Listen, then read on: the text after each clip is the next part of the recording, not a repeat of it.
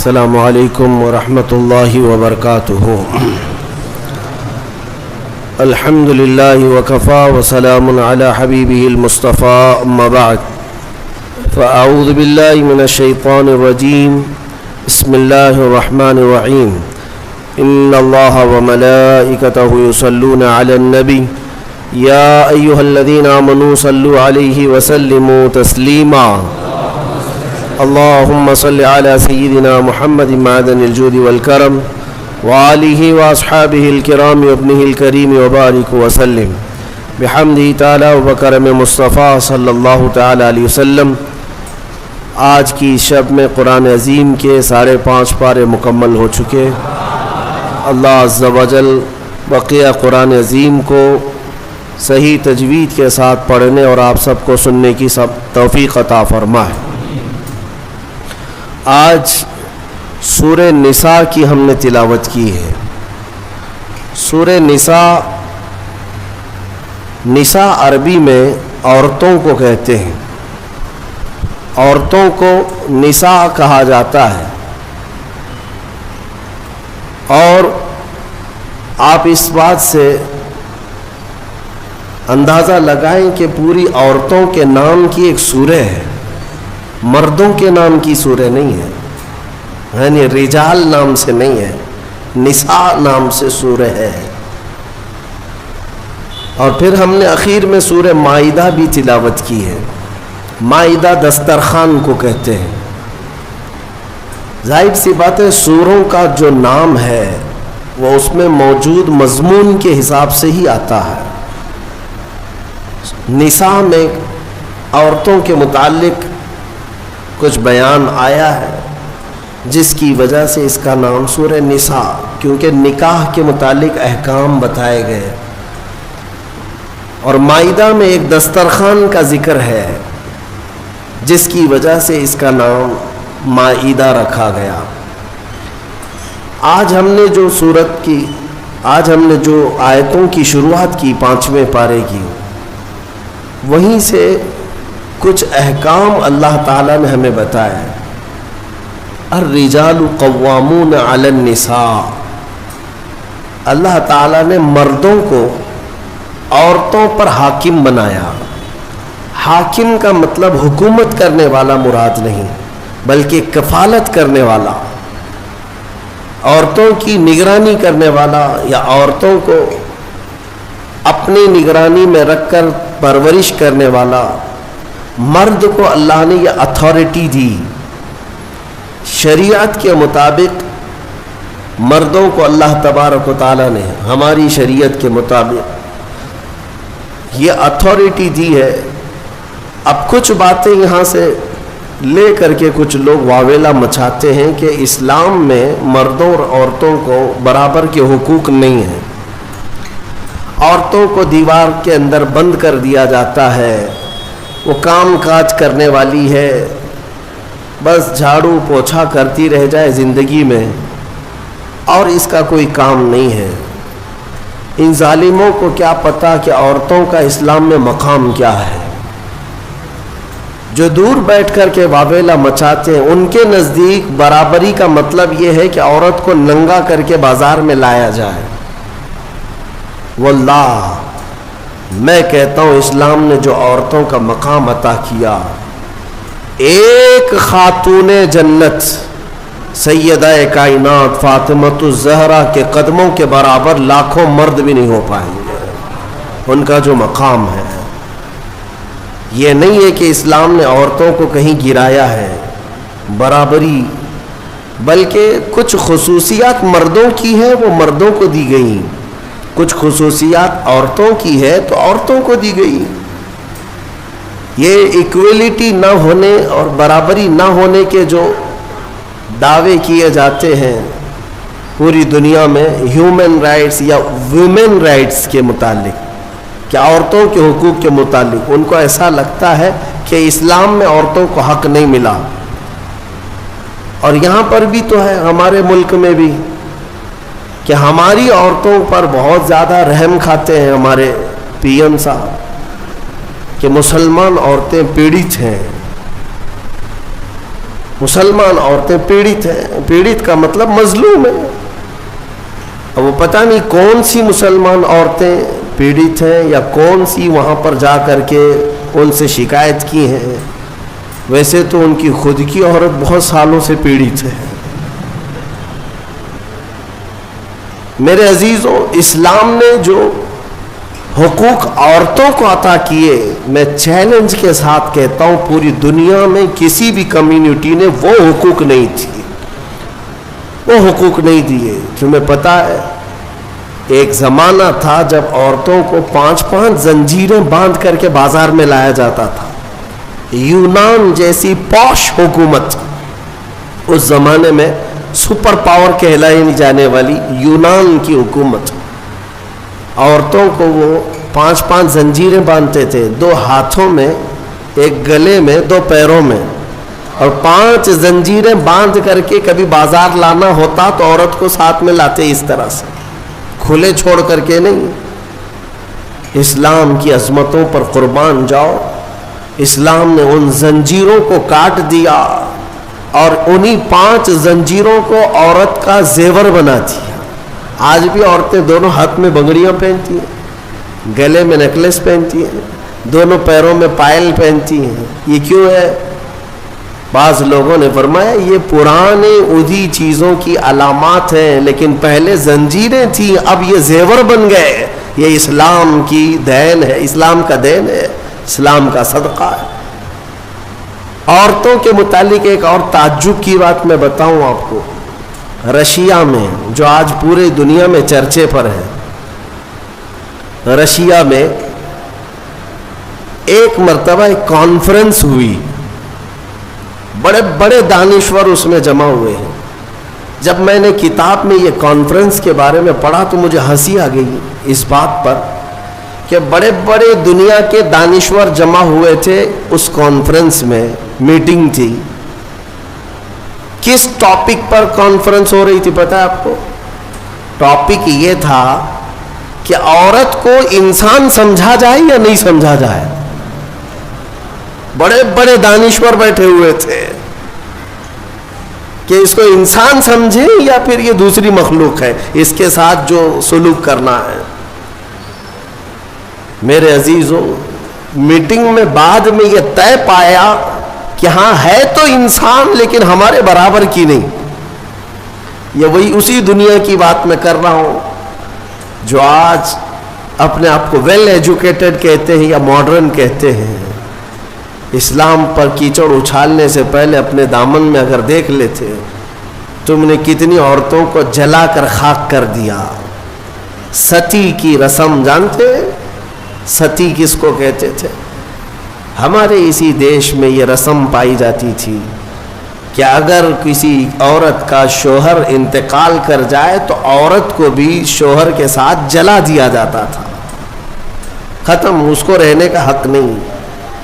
بعد میں چل کر کے اس رسم کو تھوڑا سا کم کر دیا گیا اور کہا اب جلائیں گے نہیں لیکن ودوا کو جنگل میں چھوڑائیں گے.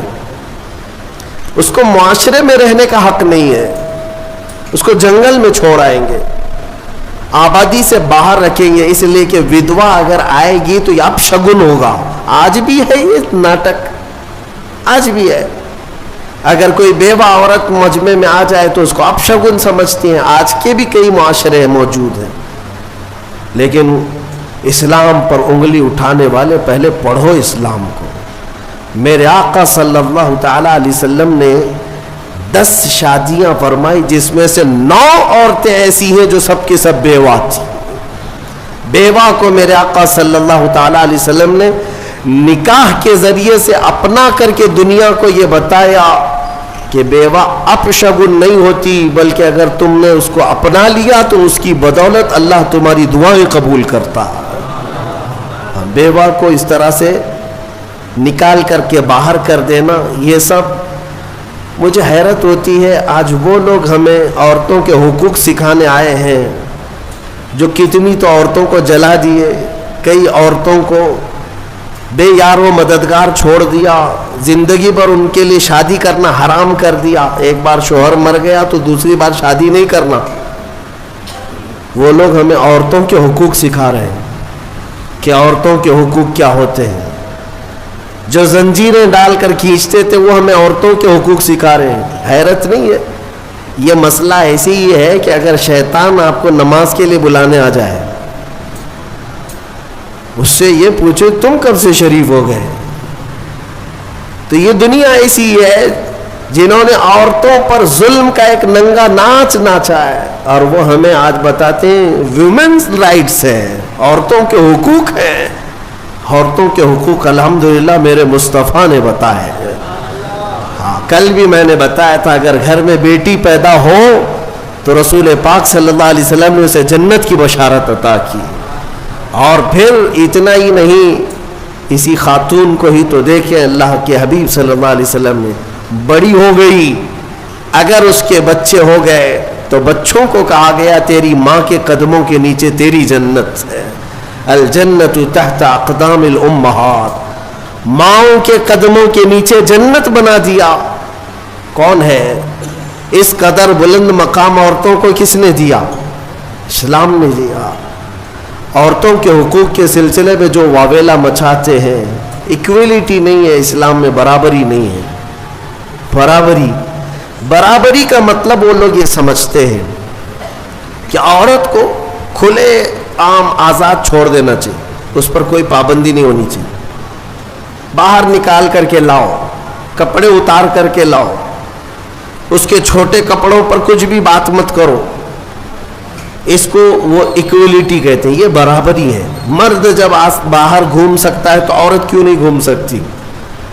ان کا مطلب یہ ہے کہ مرد اگر ایک سے زیادہ عورت سے شادی کر سکتا ہے تو عورت کیوں نہیں کر سکتی؟ یہ بھونڈے اعتراضات ان کے لیے، یہ بے سر و پیر کے اعتراضات سوالات ہوتے ہیں. میں ان کو ایک اچھا مشورہ دیتا ہوں، عورتوں سے برابری کرنا ہے. ظاہر سی بات ہے، برابری ہر چیز میں ہونی چاہیے، ہر چیز میں ہونی چاہیے. عورتوں کے ساتھ برابری کرنے میں شادی کر لو، ایک سال بچہ وہ جنے گی، دوسرے سال تم بچہ جنو. ایک سال وہ حمل کی تکلیف اٹھائے گی، دوسرے سال تم حمل کی تکلیف اٹھاؤ. بھائی ساری تکلیفیں عورت کو ہی کیوں؟ ہو سکتا ہے یہ پاسبل ہے. تو تمہیں پتہ ہونا چاہیے کہ ہر مخلوق کی اللہ نے کچھ خصوصیات رکھی ہیں. مرد کی اپنی خصوصیات ہے، عورت کی اپنی خصوصیات ہے. ان کی بناوٹ میں بھی اللہ تبارک و تعالیٰ نے فرق رکھا ہے. مرد کے ہاتھ عورت کے ہاتھ کی طرح نہیں، مرد کا جسم عورت کے جسم کی طرح نہیں. ساری چیزوں میں فرق موجود ہے. اسی لیے قرآن نے مردوں کو کمانے کا حکم دیا اور عورت کو امور خانہ داری اور بچوں کی تربیت کا حکم دیا. جس کی جیسی کیٹیگری ہے ویسے اسلام نے حکم دیا. اس چیز کو لے کر کے یہ اسلام پر اعتراضات کرتے ہیں. آج پاکستان کی سڑکوں پر کچھ عورتیں بینر لے کر کے اتری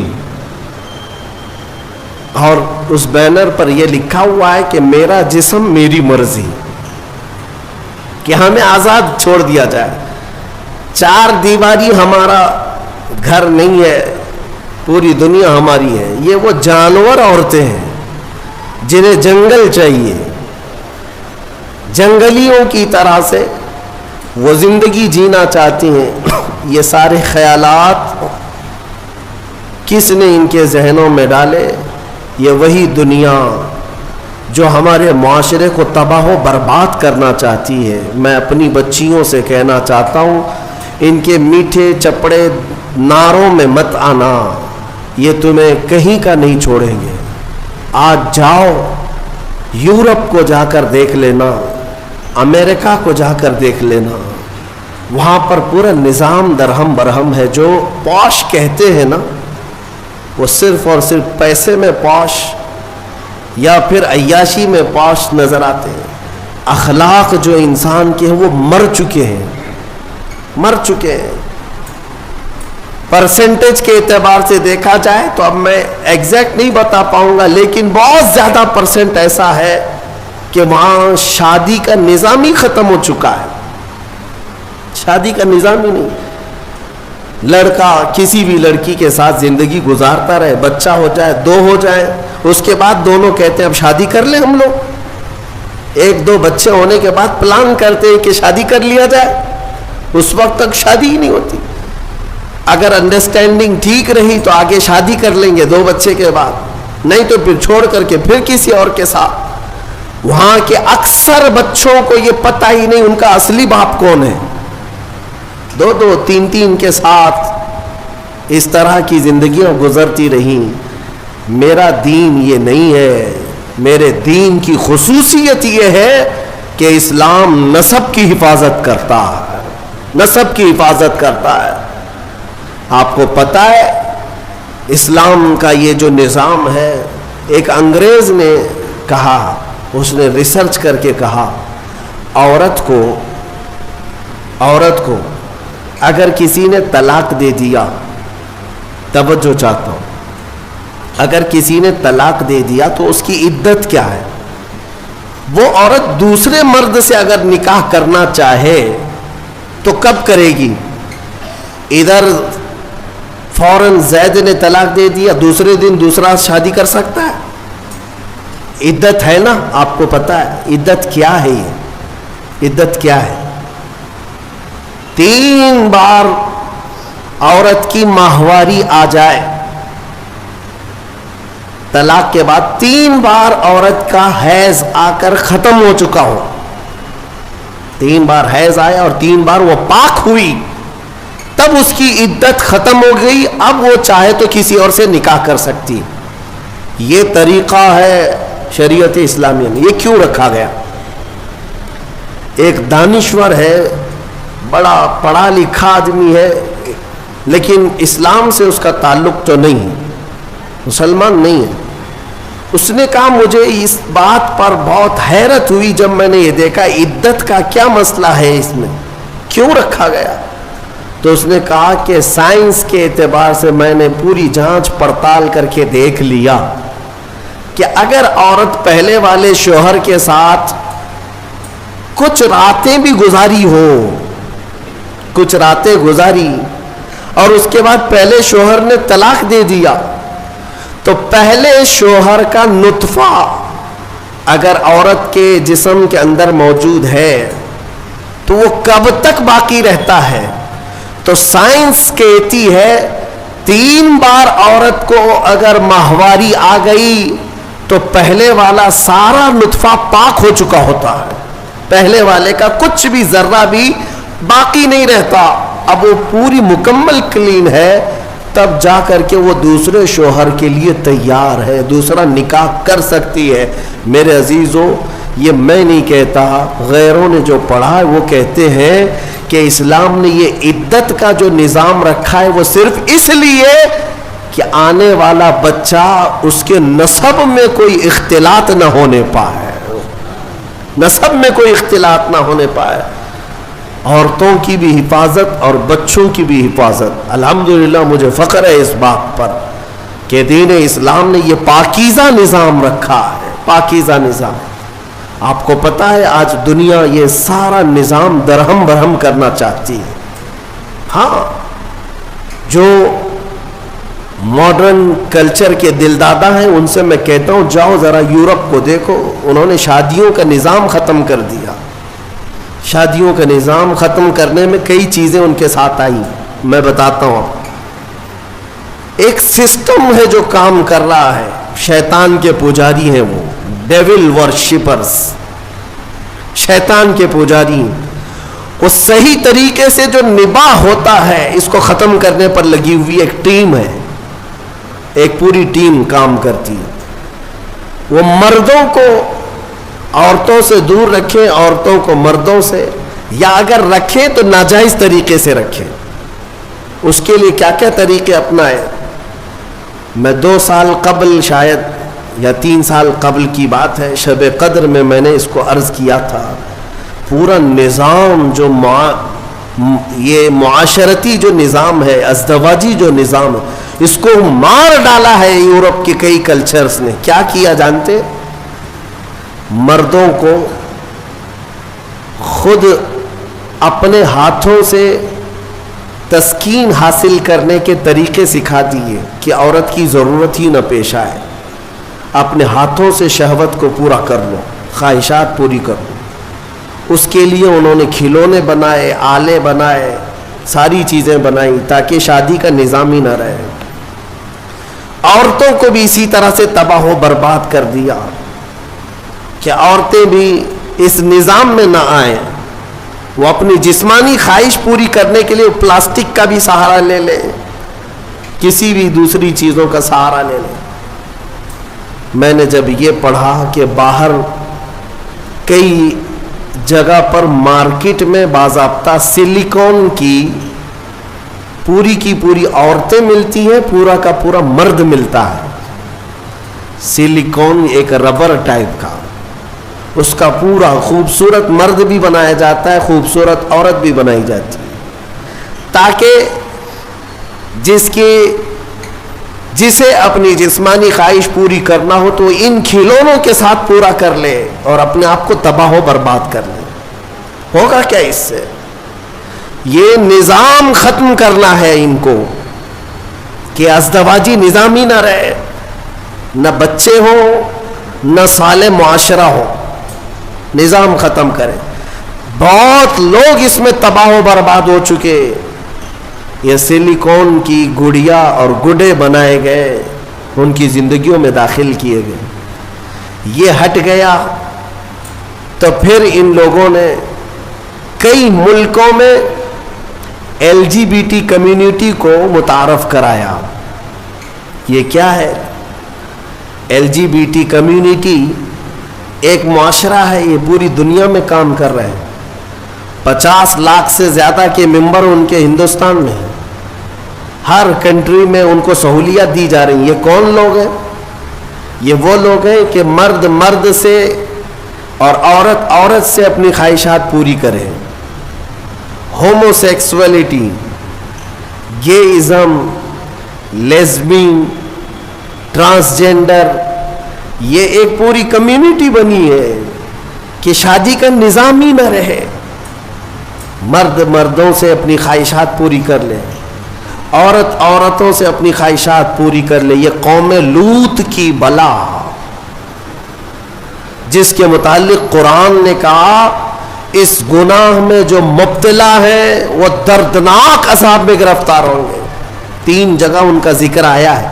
حضرت لوط علیہ السلام کی قوم اس گناہ میں مبتلا تھی، اللہ تعالیٰ نے فرمایا ان کی زمین کو اٹھا کر اللہ نے پلٹ دیا، لیکن اس سے پہلے کیا کیا؟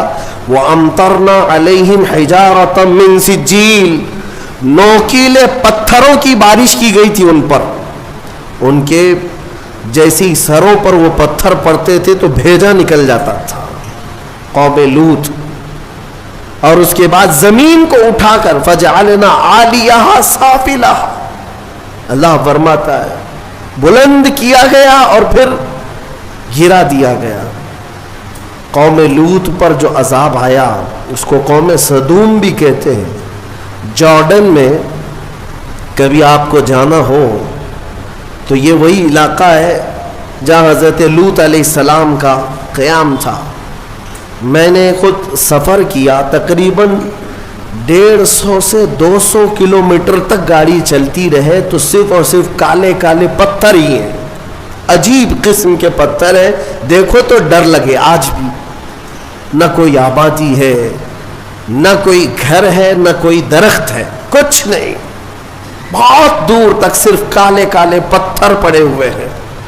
وہ کس زمانے کے پتھر اور کس پہ برسے ہوئے پتھر یہ تو میں یقین کے ساتھ نہیں کہتا، لیکن علاقہ وہی ہے جو قوم لوط پر عذاب آیا تھا۔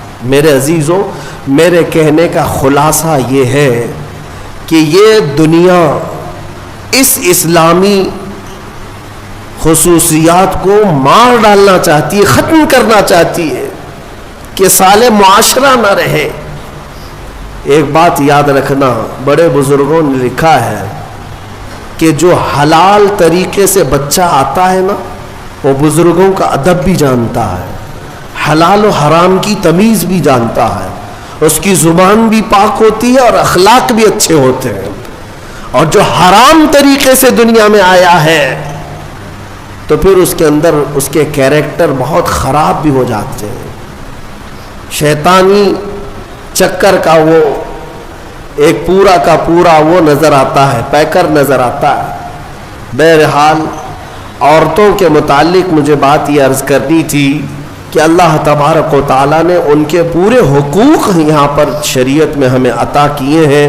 بعض لوگ ایک سوال یہ کرتے ہیں کہ جب وراثت بانٹتے ہیں تو مرد کو 2 حصے، عورت کو 1 حصہ کیوں؟ آپ نے سنا ہوگا نا کہ عورت کو آدھا، مرد کو 1.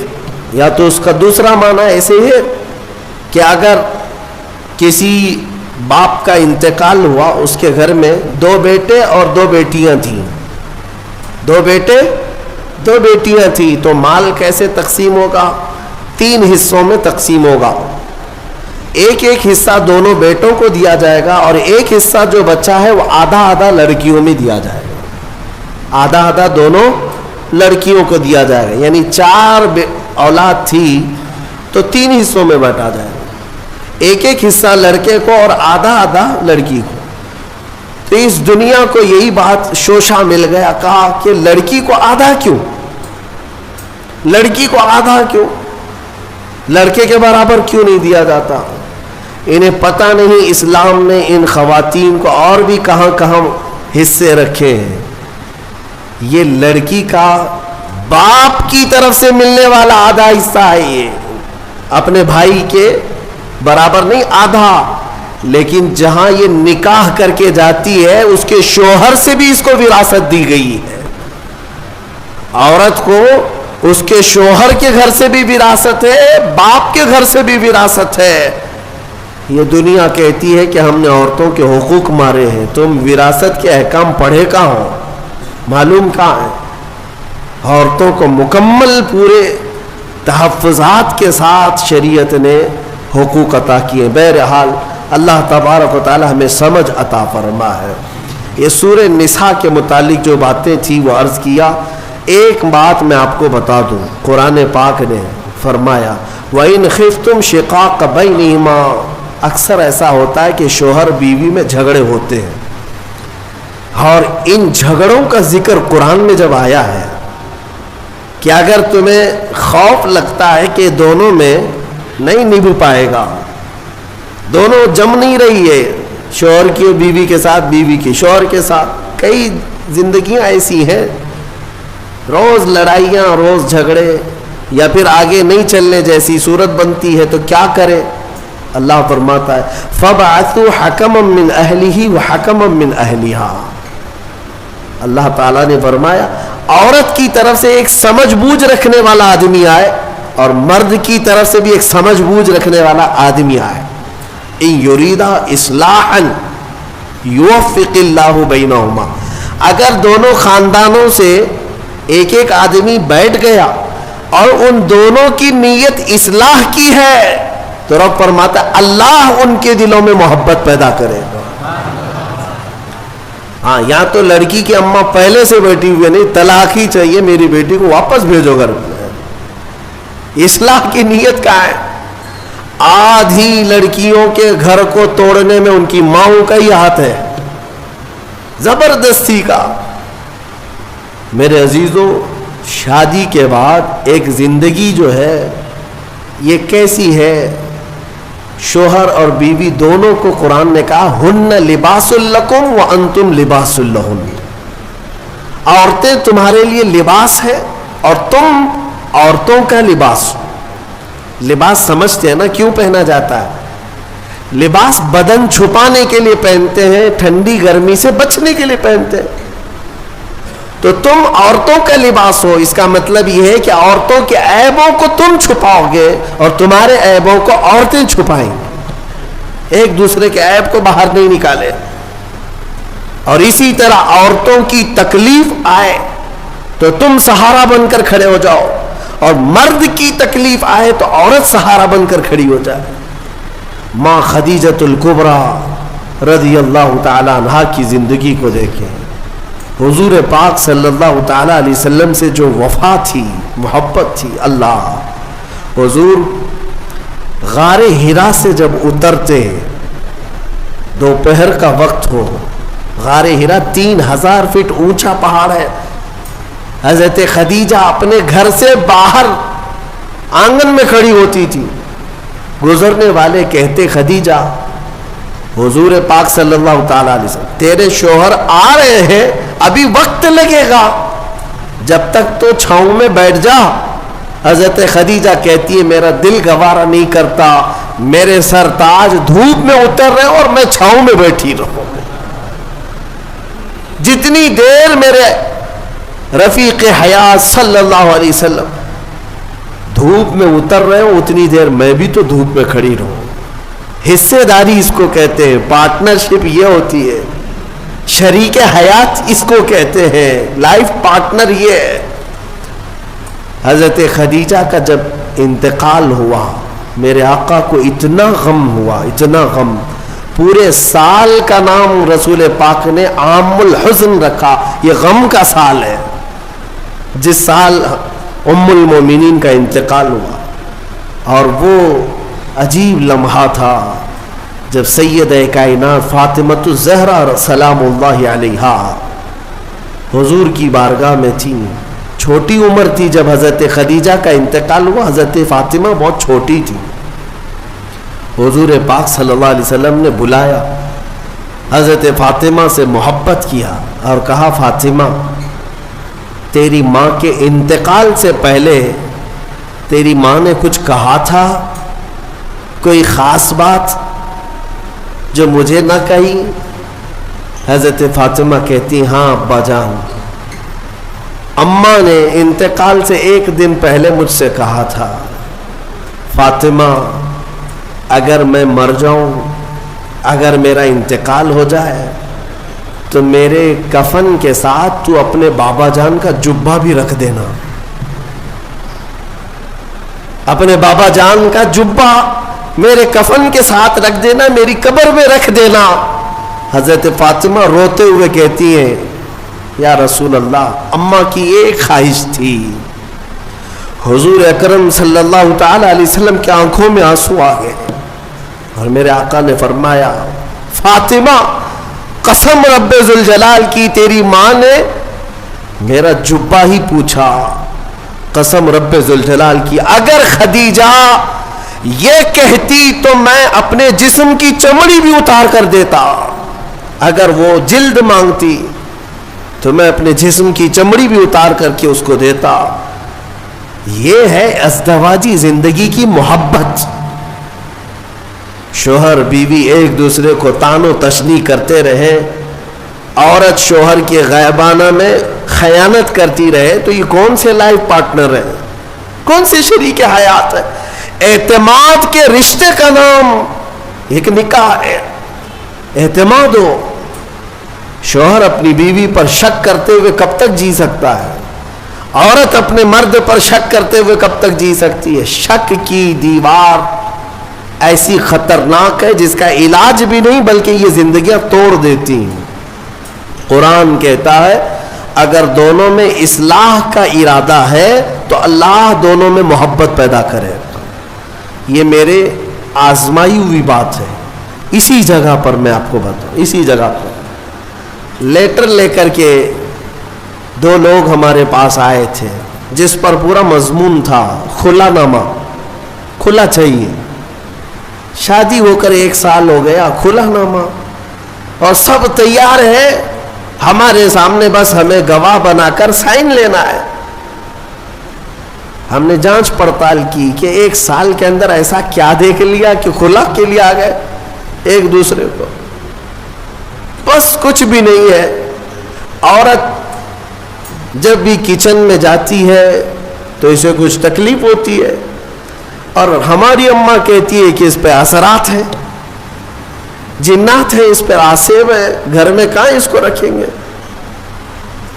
تو میں نے یہی کی بات ہے، مجھے یاد ہے اس نوجوان سے کہا کہ تمہاری اماں سے پوچھو اگر میں اس کے جنات نکال دوں تو کیا رکھو گے، یہ کھلا ختم کرو گے؟ کہا ٹھیک ہے، کہا میں 40 دن کا ٹائم لیتا ہوں، مجھے وقت دیا جائے میں نکالتا ہوں۔ تو پھر مسئلہ صرف اتنا تھا وہ جنات کیوں آتے تھے, آصیب کیوں آتے تھے. ہم نے علاج بھی کیا, جو دعا کا علاج ہے وہ اپنی جگہ پر, لیکن جب کسی سے محبت کے ساتھ حقیقی مسئلہ پوچھ لیا جائے تو بتا دیتے ہیں. لڑکی کو کام کرنے آتا نہیں تھا, نئی شادی ہوئی تھی, سیکھا کچھ بھی نہیں تھا, کچن میں جاتی تھی تو ہاں ہو کرتی تھی کہ کسی طرح سے میں روٹی بنانے سے بچ جاؤں, کچھ تو ہو جائے. لیکن اس کی اس حرکت کی وجہ سے سارے گھر میں لگا کہ جنات ہے اس پہ, آصف ہے. تنبیہ کیا کہ کام سیکھ لے 1 مہینے کے اندر. کب تک اس طرح ہا ہو سے زندگی چلے گی؟ خلا سے بہتر ہے کہ زندگی محبت کے ساتھ گزرے.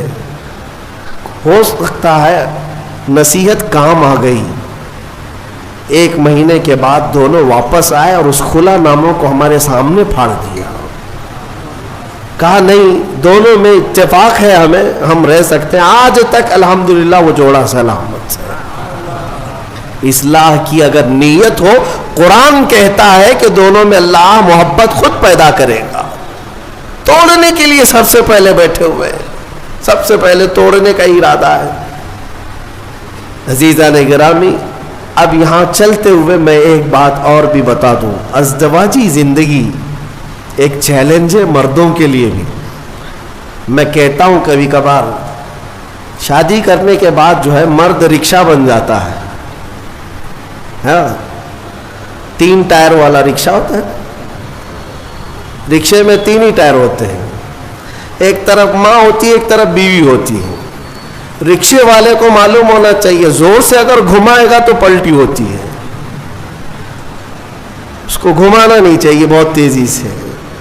تیزی سے اگر رکشہ گھمایا تو یا تو ادھر پلٹی ہوگا یا ادھر پلٹی ہوگا.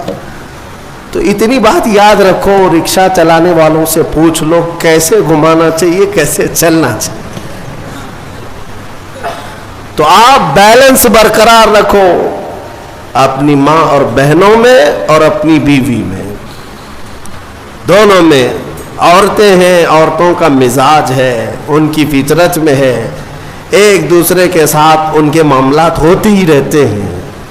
آپ کو میں کیا بتاؤں, حضور پاک صلی اللہ تعالی علیہ وسلم کی 10 بیویاں ہیں. میرے آقا نے ان کے درمیان کیسے عدل قائم رکھا, کیسے عدل قائم رکھا. تو بہرحال ازدواجی زندگی ایک چیلنج ہے, اور جس نے صبر کر لیا اس پر اجر بھی ہے, اس پر اجر ہے. حضور پاک صلی اللہ تعالی علیہ وسلم کی حدیثوں کا ایک مفہوم یہ بھی ہے کہ عورت ٹیڑھی پسلی سے پیدا کی گئی, اسے تم پورا سیدھا کرنے کی کوشش نہ کرو ورنہ یہ ٹوٹ جائے گی. تم اسے فرشتہ دیکھنا چاہتے ہو, عورت کو ہر مرد یہ چاہتا ہے اتنی پاک ہونا چاہیے, اتنی پاک ہونا چاہیے, خود ناپاک رہے چلے گا. عورت بھی انسان ہے, اس کو اسی اعتبار سے رکھا جائے. وہ جس قدر تمہاری فرمان بردار ہے بہت ٹھیک ہے. اچھا, اور ایک حدیث میں آپ کو بتاؤں, دنیا میں اگر اللہ تبارک و تعالیٰ نے دنیاوی نعمتوں میں سب سے اچھی نعمت اگر کسی کو دیا تو وہ کیا ہے؟ بڑا گھر کسی کو ملا, نعمت ہے. دولت ملی, وہ بھی نعمت ہے. اولاد ملی, وہ بھی نعمت ہے. لیکن میرے آقا نے فرمایا اگر کسی کو نیک بیوی مل گئی تو اللہ کی سب سے بڑی نعمت ملی ہے. آدھی دنیا اس کو مل گئی, آدھی دنیا. اور اگر نیک نہیں ملی تو آدھی جہنم تو یہی ہو گئی ہے. ہاں, سارا کا سارا اس کا نظام ٹھپ ہو جاتا ہے. ایک حکیم صاحب کے بارے میں نے پڑھا تھا, وہ آپ کو بھی میں بتا دوں. اکثر گھروں میں جو جھگڑوں کی ابتدا ہوتی ہے یہ زبان کی, عورتوں کی زبان کینچی کی طرح چلتی رہتی ہے. وہ کچھ عورتیں یہ عہد کر کے بیٹھی ہیں کہ جواب تو دینا ہی ہے, جواب تو دینا ہی ہے, چپ کیوں رہے. شوہر بولتا ہے تو کچھ تو جواب دینا ہے. شام میں آتا ہے تھکا ہارا, کچھ بھی 19-20 ہوا تو جھگڑے شروع ہوئے. दिन भर जो ट्रेनिंग मिली है अम्मा के तरफ से, फोन में पूरा सब ट्रेनिंग ले चुकी है, शाम में जो है क्या क्या बोलना है वो सब पता है।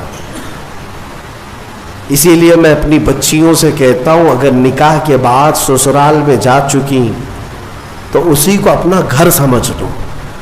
तुम्हारे शोहर के माँ बाप तुम्हारे माँ बाप हैं, तुम्हारे शोहर की बहनें और भाई तुम्हारे भाई बहनें हैं। उसके बाद एक मिठास तुम महसूस करोगे। एक हकीम साहब के बारे में, शोहर बीवी बहुत लड़ रहे थे, जहन्नम बन गई जिंदगी। उसने आकर के कहा कि जितना पैसा लगता है ले लीजिए, मेरा इलाज कर दीजिए इस औरत का। काम महंगा है इलाज, 40 दिन का कोर्स है, मैं दवाई बनाता हूँ और फिर दोनों को भी देता हूँ। अगर दूसरी नहीं ले तो कम से कम तू ले ले, 40,000 का खर्चा भी है। कहा चलेगा, उसकी जुबान से तो बेहतर है 40,000 खर्चा कर लो। रोज जो चपड़ चपड़ चपड़ जो चलती है, पूरा दिमाग इधर का उधर हो जाता है। उन्होंने कहा ठीक है, मैं दवा बनाता हूँ और उसके बाद उसका तरीका इस्तेमाल का भी बताता हूँ। दूसरे दिन वो पैसे भी भर दिया एडवांस। उन्होंने दवा भी बना कर रखी, गोलियाँ थी जड़ी बूटियों की। कहा कि 2 गोलियाँ रोज़ाना रात को लेना है, शोहर बीवी के ताल्लुकात सही करने के लिए, झगड़े सही करने के लिए। वो नहीं कह रहा हूं कि मैं माजून लेना है, ये अलग है। झगड़ा ना होने के लिए भी दवा दे रहे थे हकीम साहब। तो उसका तरीका ये था कि मुंह में गोली रखकर 1 घंटा तक खाम चूसना है और खामोश रहना है, जैसे घर में जाए। तो इनको तरीका दे दिया, 2 गोलियां ये जैसी रात को घर जाते हैं मुंह में रखे बैठे रहते हैं। खातून आग बगोला रहती है, इतना लेट, सबकी फिक्र है, हमारी ही नहीं है। दोस्तों के साथ, फला के साथ इतना टाइम किए, कहां गए? कुछ भी जवाब नहीं, गोली मुंह में है। जवाब देता तो जवाब का जवाब आता, फिर जवाब का जवाब इधर से होता। अब मजबूर था बेचारा, गोली थी, उसको जितना चिल्लाना था चिल्लाई। कहा कि ठीक है, मैं भी देख रहा हूं मुझे इस तरह से निगलेक्ट कर रहे हो, मैं कोई इंसान नहीं हूं, मेरे से बात भी नहीं कर रहे हो। 2 घंटे के बाद तो वो तो वैसी ही शांत हो चुकी थी, गोली भी पिघल चुकी थी। लेकिन जब शांत हो गए तो रात अच्छे से गुजर गई। दूसरे दिन फिर रात को आए, फिर मुंह में गोली थी। आज फिर वो चिल्लाने लगी, लेकिन औरत को शक होने लगा कि अचानक ये सुधर कैसे गया। दोनों रात को झगड़ा करते ही थे, लेकिन कल से देख रही हूं जवाब भी नहीं दे रहा, कुछ भी बोल रही जवाब नहीं दे रहा। तो खामोश रही, थोड़ा ही आज चिल्लाई। उसके बाद उसको डर लगने लगा कि कहीं तबीयत खराब हो गई हो। तीसरे दिन फिर गोली रख कर के आए। औरत ने आज चिल्लाया तो उसे सीरियस लगने लगा कि आज भी जवाब नहीं दे रहा, इसका मतलब तबीयत खराब है। करीब आई और कहा, अरे मेरे सरताज बताओ तो सही, क्या तकलीफ है आपको? 2 दिन से बिल्कुल मुंह चुप करके बैठे हो घर में, रौनक खत्म हो गई घर की, कुछ तो बोलो। कहा ना, गोली है मुंह में। काफी देर तक, 1 घंटा 2 घंटा, तो तीसरे दिन जो है जब बात ही नहीं किया, खामोश, तो औरत की तबीयत बेकरार हो गई सीधे। देखिए मैं आपको बताता हूँ, ये झगड़े होते हैं लेकिन मोहब्बत अंदर रहती है। मुसल्ला बिछा करके अल्लाह की बारगाह में दुआ करने लगी कि मौला मेरे शोहर को सही कर दे, अगर उसकी तबीयत खराब है तो तू शिफा दे दे। वो दुआ करती रही। मियाँ को हुआ कुछ नहीं था, गोली थी, और सो गए। चौथे दिन वो पैर पकड़ कर बैठी, बताओ तो सही, पैर दबाऊं कि सर दबाऊं, क्या खिदमत करूं, क्या खाना पसंद करोगे, मीठा लोगे, فلاں کیا بناؤں تمہارے لیے. شوہر کو لگا حکیم صاحب کی دوائی تو بہت کام کی ہے، بہت کام کی ہے. 3 دن کے اندر مزاج بدل دیا. گولی میں کھا رہا ہوں، اثر بھی بیگم کو ہو رہا.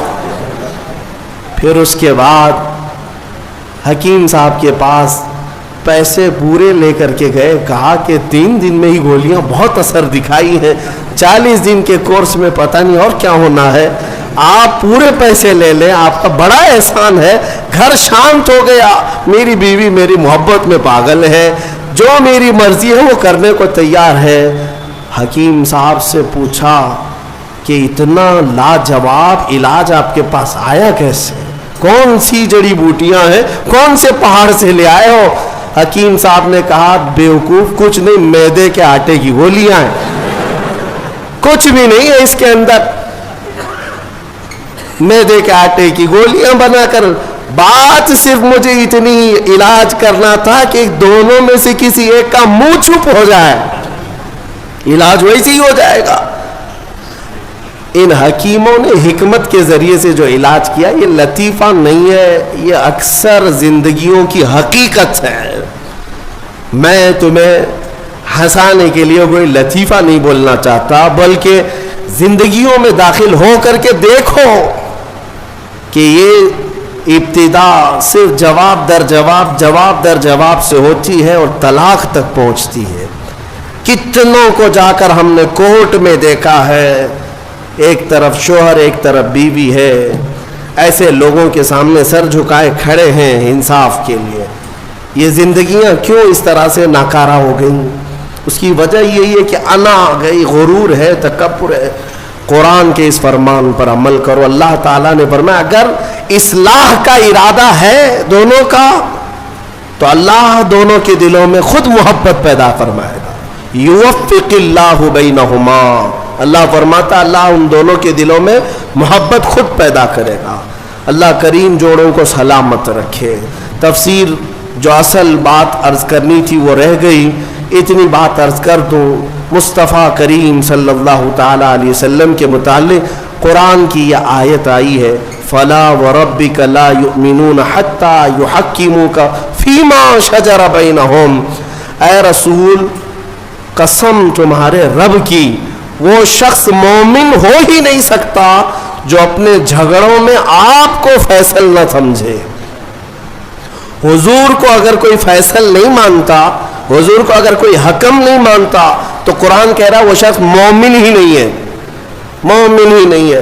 کئی لوگوں کو ایسے ہم نے دیکھا ہے، کہتے ہیں ایسی ہم شریعت نہیں مانتے، ہاں ہم یہ حدیث قرآن نہیں مانتے. نعوذ باللہ، یہ جملہ کفریہ ہے، کافر ہو گئے، اسلام سے نکل گئے کسی نے اگر ایسا کہا.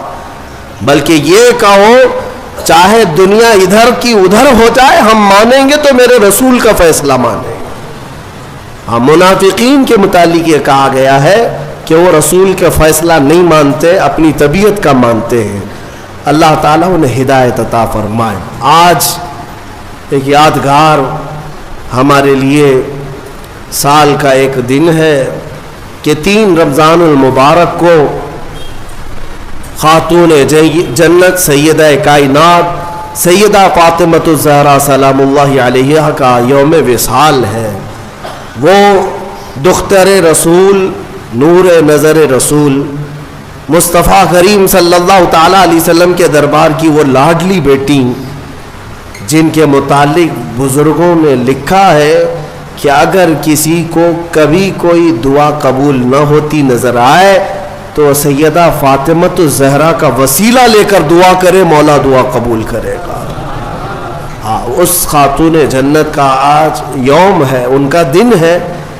فاتحہ خوانی کا بھی اہتمام ہے، اور ہم آج کی اس تفسیر کے بعد اس خاتون جنت کی بارگاہ میں خراج عقیدت پیش کرتے ہوئے ان کے وسیلے سے اللہ کی بارگاہ میں دعا بھی کرتے ہیں، مولا اس سیدہ کائنات کے صدقے و توسل ہم سب کو عزتوں سے اور رحمتوں سے نوازے.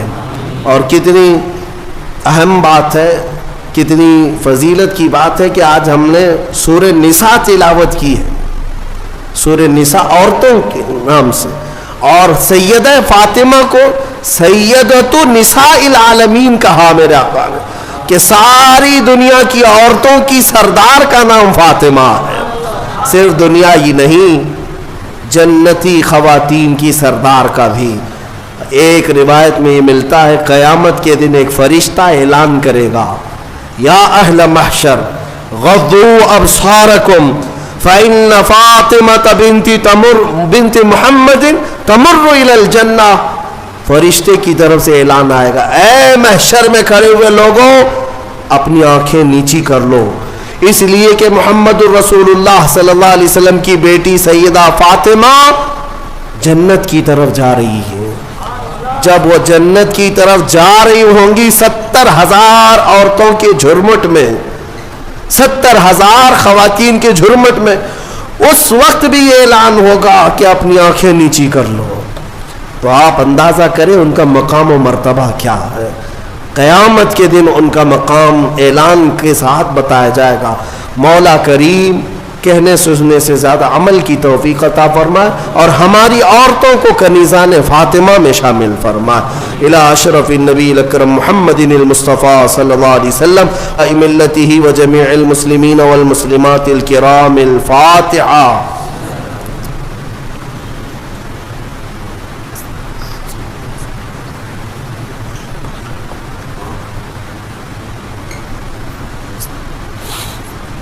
یا اللہ یا رحمان یا رحیم دل مارا کن مستقیم بحق ایاک نعبد و ایاک نستعین. مالک و مولا پروردگارہ کریمہ کارسازہ جو کچھ پڑھا اس کو اپنی بارگاہ میں قبول فرما، اس کا ثواب اپنے حبیب پاک صلی اللہ علیہ وسلم کی بارگاہ میں نظر قبول فرما.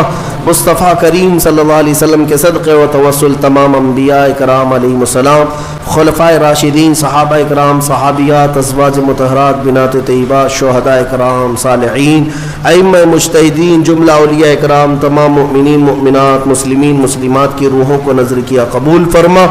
خصوصاً بالخصوص سیدہ کائنات، مخدومہ کائنات، جگر گوشہ رسول سیدہ فاطمۃ الزہرا سلام اللہ علیہا کی بارگاہ میں نظر مولا قبول فرما. اے کریم خدا ارحم الراحمین، دختر رسول کی برکت سے ان کے صدقہ و توسل مولا ہم سب کی زندگی میں آئی ہوئی بلاؤں کو دور فرما دے، سب مصیبتوں کو دور کر دے. اے اللہ ہماری حاجتوں کو پوری فرما دے. اے کریم خدا ہم میں جو بیمار ہیں انہیں شفا دے دے، جو بے اولاد ہیں انہیں صالح اولاد دے دے، جو قرضوں میں ڈوبے ہیں ان کے قرضوں میں آسانیاں دے دے. اے رب ذوالجلال جو بے جوڑ ہیں انہیں صالح رشتے عطا کر، جو ناحق مقدمے اور جیلوں میں ہیں ان کی رہائی کی سبیل پیدا فرما. اے کریم خدا ارحم الراحمین ہم کو گناہوں کے مرض سے شفا عطا فرما. قیامت کے دن مولا ہم سب کو عزت و سرخروئی عطا فرما. ہماری ماؤں، بہنوں، بچیوں، بیٹیوں، بہوؤں سب کو مولا سیدہ کائنات کی چادر کا صدقہ عطا فرما. ان اللہ وملائکتہ یصلون علی النبی یا ایہا الذین آمنوا صلوا علیہ وسلموا تسلیما. اللہم صل علی سیدنا محمد معدن الجود والکرم وآلہ واصحابہ الکرام وابنہ الکریم وبارک وسلم. سبحان ربک رب العزة عما یصفون وسلام علی المرسلین والحمد للہ رب العالمین.